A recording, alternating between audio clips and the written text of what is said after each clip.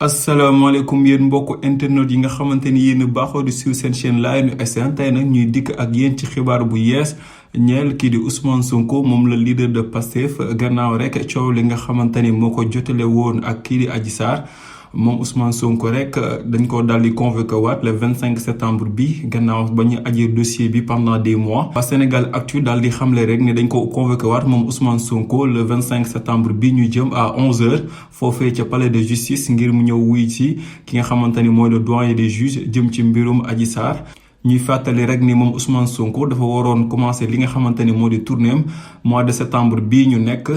bu ñenn ñi jàppee ni nag lu ñu yàgg a waajal la rek ngir woo ko mois de septembre moom Ousmane Sonko ñu ci des jàpp ni rek mbir mi daal Ousmane Sonko li mu yëkkati lii di tournée économique bi muy waajal ci mois de septembre bi moo tax ñu woolu ko ngir mu dem wuy ji. ngir bëgg a perturber li nga xamante ni mooy calendrier bi nga xamante ni moom la établiroon pour def tournée politique am bi en mois de septembre. lu ci mënti am rek d'après suñu confrères yooyu nekk ci Sénégal Actu xamle nañ ni ñoom mbir mi daal 25 septembre bi la ñu war a oo kii di Ousmane Sonko daal koy entendre sur le fond du dossier ngir xam position ak li nga xamante ni noonu la demee bu ko defee mu joxe version moom Ousmane Sonko ndax boobu ba léegi version wu kii di Adji Sarr lañ jot a jot ak ki nga xamante ni moo di Ndeye Khady Ndiaye moom mi nga xamante ni moom salon de massage ba.